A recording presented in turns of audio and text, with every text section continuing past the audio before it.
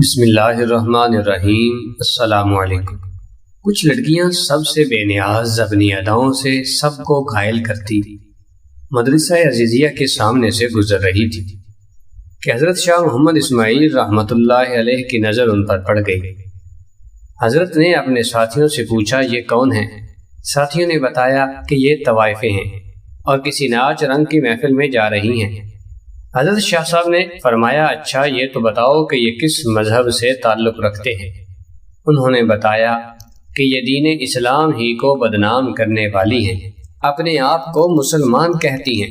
شاہ صاحب نے جب یہ بات سنی تو فرمایا مان لیا کہ بد عمل اور بد کردار ہی صحیح، لیکن کلمہ گو ہونے کے ناطے ہوئی تو ہم مسلمانوں کی بہنیں ہی، لہٰذا ہمیں انہیں نصیحت کرنی چاہیے، ممکن ہے گناہ سے باز آ جائیں۔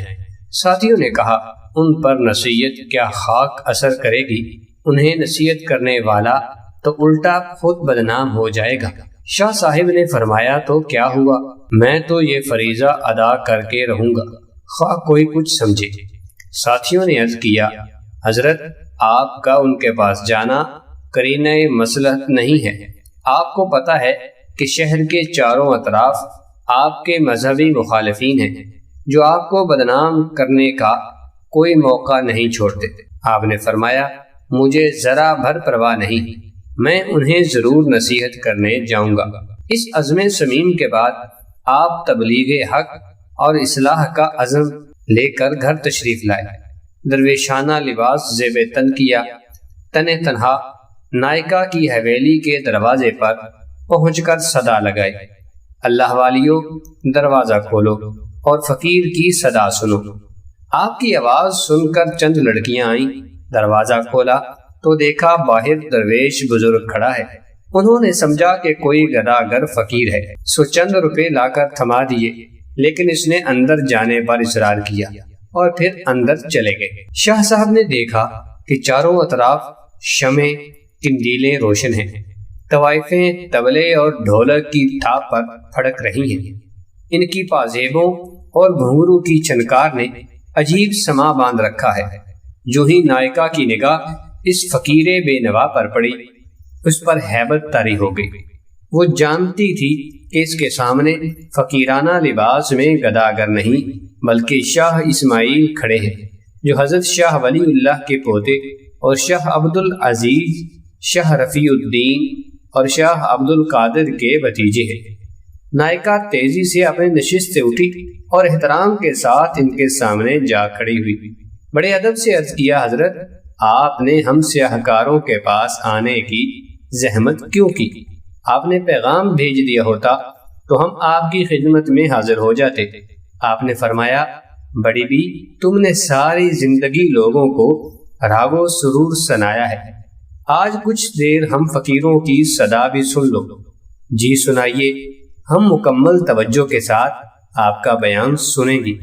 یہ کہہ کر اس نے تمام طوائفوں کو پازیبے اتارنے اور طبلے ڈھولکیاں بند کر کے واز سننے کا حکم دے دیا۔ وہ ہماتن گوش ہو کر بیٹھ گئی۔ شاہ اسماعیل رحمۃ اللہ علیہ نے سورۃ التین تلاوت فرمائی۔ آپ کی تلاوت اس قدر وجد آفرین اور پرسوز تھی کہ طوائفیں بے خود ہو گئی۔ اس کے بعد آپ نے آیات مبارکہ کا دل نشین ترجمہ بیان فرمایا۔ یہ خطاب زبان کا کانوں سے خطاب نہ تھا بلکہ دل کا دلوں سے اور روح کا روحوں سے خطاب تھا۔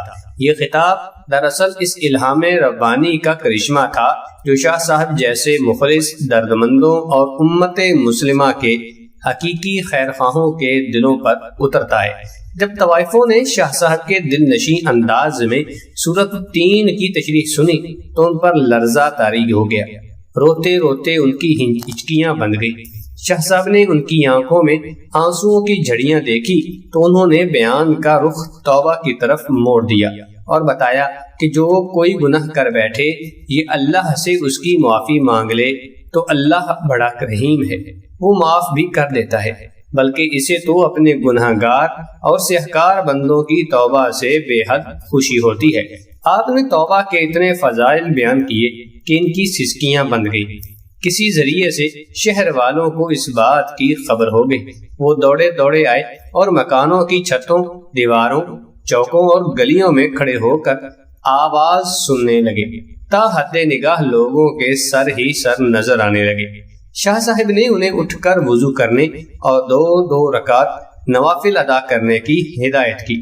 راوی کہتا ہے کہ جب وہ وضو کرتی، قبلہ رخ کھڑی ہوئی اور نماز کے دوران سجدوں میں گری تو شاہ صاحب نے ایک طرف کھڑے ہو کر اللہ کے سامنے ہاتھ پھیلا دیے اور عرض کیا، اے مقلب القلوب، میں تیرے حکم کی تعمیل میں اتنا کچھ ہی کر سکتا تھا، یہ سجدوں میں پڑی ہیں، تو ان کے دلوں کو پاک کر دے، گناہوں کو معاف کر دے اور انہیں آبرو مند بنا دے، تو تیرے لیے کچھ مشکل نہیں، ورنہ تجھ پر کسی کا زور نہیں۔ میری فریاد تو یہ ہے کہ انہیں ہدایت عطا فرما، انہیں نیک بندیوں میں شامل فرما۔ ادھر شاہ صاحب کی دعا ختم ہوئی اور ادھر ان کی نماز۔ وہ اس حال میں اٹھی کہ دل پاک ہو چکے تھے۔ اب شاہ صاحب نے عزت، ماں باپ، زندگی کی برکات اور نکاح کی فضیلت بیان کرنی شروع کی، اور اس موضوع کو اس قدر خوش اسلوبی سے بیان کیا کہ تمام طوائف گناہ کی زندگی پر کف افسوس کرنے لگی اور نکاح پر راضی ہو گئی۔ ان میں سے جوان عورتوں نے نکاح کر لیے اور ادھیڑ والیوں نے گھروں میں بیٹھ کر محنت مزدوری سے گزارا شروع کر دیا۔ کہتے ہیں کہ ان میں سے سب سے زیادہ خوبصورت موتی نامی خاتون کو جب اس کے سابقہ جاننے والوں نے شریفانہ حالت اور سادہ لباس میں مجاہدین کے گھوڑوں کے لیے ہاتھ والی چکی پر دال پیستے دیکھا تو پوچھا، وہ زندگی بہتر تھی جس میں تو ریشم و حریر کے ملبوسات میں شاندار لگتی تھی اور تجھ پر سب نچھاور ہوتے تھے، یا یہ زندگی بہتر ہے جس میں تیرے ہاتھوں پر چھالے پڑے ہوئے ہیں؟ کہنے لگی، اللہ کی قسم، مجھے گناہ کی زندگی میں کبھی اتنا لطف نہ آیا جتنا مجاہدین کے لیے چکی پر دال پیستے وقت ہاتھوں میں ابھرنے والے چھالوں میں کانٹے چبو کر پانی نکالنے سے آتا ہے۔ سبحان اللہ تعالی العظیم۔ دوستو، اگر آپ کو یہ ویڈیو پسند آئے، ویڈیو کو لائک کرتے ہوئے چینل کو سبسکرائب کر دیں، دوستوں کے ساتھ شیئر کریں اور کمنٹس باکس میں اپنی قیمتی آراء سے ضرور آگاہ کیجیے۔ اللہ حافظ۔